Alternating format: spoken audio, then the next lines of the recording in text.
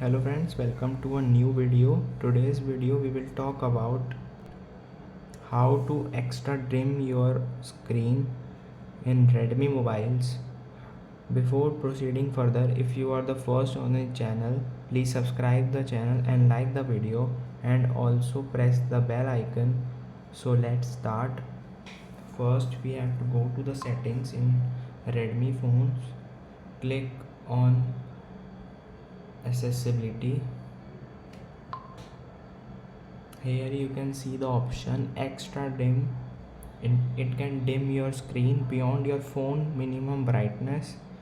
You can tap here and just enable it, and you can adjust by your own self dimmer and brighter.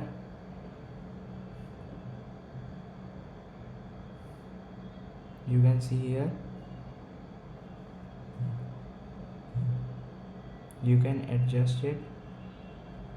I hope after watching this video you got some value from this video. If you like this video, then please subscribe the channel and also like the video.